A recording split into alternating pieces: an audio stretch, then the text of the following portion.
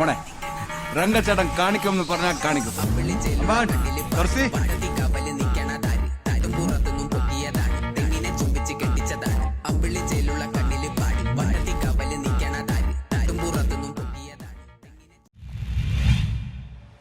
താടിവെച്ച ഗുണ്ടകളെന്ന മന്ത്രിയുടെ പരാമർശം കോൺഗ്രസിന്റെ വ്യത്യസ്ത പ്രതിഷേധം. കണ്ണമാലിയിൽ കടലേറ്റ ദുരിതത്തിന് സർക്കാർ സുരക്ഷ ഒരുക്കണമെന്നാവശ്യപ്പെട്ട് ചെല്ലാനത്ത് മന്ത്രി സജി ചെറിയാനെതിരെ കരിങ്കൊടി വീശി പ്രതിഷേധിച്ച യൂത്ത് കോൺഗ്രസ് പ്രവർത്തകരെ താടിവെച്ച ഭ്രാന്തന്മാരെന്നും ഗുണ്ടകളെന്നും പറഞ്ഞ് ആക്ഷേപിച്ച മന്ത്രി സജി ചെറിയാനെതിരെ തോപ്പുംപടിയിൽ താടിവെച്ച കോൺഗ്രസ് പ്രവർത്തകരുടെ പ്രതിഷേധം സംഘടിപ്പിച്ചു. തോപ്പുംപടിയിൽ നിന്ന് മന്ത്രിയുടെ കോലവുമായി എത്തിയ പ്രവർത്തകർ BOT ജംഗ്ഷനിൽ കത്തിച്ചു. പ്രതിഷേധം KPCC സെക്രട്ടറി തമ്പി സുബ്രഹ്മണ്യം ഉദ്ഘാടനം ചെയ്തു.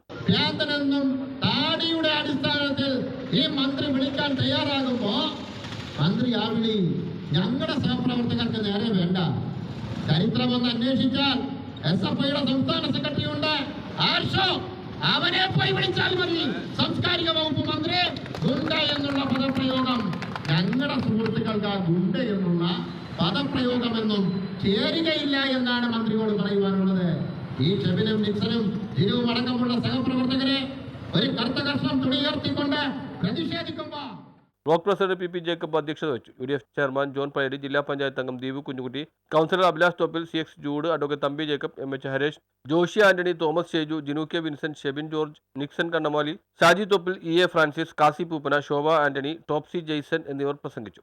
അതേസമയം നമുക്കറിയാം CPM-ലും DYFലും SFIയിലുമെല്ലാമുള്ള താടിക്കാരുടെ അഴിഞ്ഞാട്ടങ്ങൾ നമ്മൾ TV-യിലൂടെയും കഴിഞ്ഞ അസംബ്ലിയിലെല്ലാം നമ്മൾ കണ്ടിട്ടുള്ളതാണ്. മന്ത്രിയോട് പറഞ്ഞപ്പോൾ എനിക്കത് പറ്റില്ല എന്ന് പറഞ്ഞുകൊണ്ട് അവിടെ ചെല്ലാനത്തിന്റെ പഞ്ചായത്തിന്റെ പ്രസിഡന്റ് KD പ്രസാദ് നേരെ യൂത്ത് കോൺഗ്രസിന്റെ നേരെ ശാരീരിക ഉപദ്രവമായി വന്നതിനെ തുടർന്നാണ് ഇത് വലിയൊരു വിഷയമായി മാറിക്കൊണ്ടിരിക്കുന്നത്. വളരെ സമാധാനപരമായ രീതിയിലാണ് ഞങ്ങൾ മൂന്നുപേരും ബഹുമാനപ്പെട്ട സാംസ്കാരിക വകുപ്പ് മന്ത്രിയെ കാണാൻ വേണ്ടി വളരെ ധിക്കാരപരമായ രീതിയിൽ ഞങ്ങൾ പെരുമാറുകയും കണ്ണമാലിയിലെ ചെല്ലാനത്തിന്റെ അവസ്ഥ യാതൊരു കാരണവശാലും ഞാൻ സന്ദർശിക്കുകയില്ല എന്ന രാഷ്ട്രീയത്തോട് പറയുകയും ചെയ്തതിന്റെ അടിസ്ഥാനത്തിലാണ് ജനാധിപത്യപരമായ രീതിയിൽ തന്നെ ഞങ്ങൾ പ്രതിഷേധിച്ചത്. News bureau, Thoppumpady.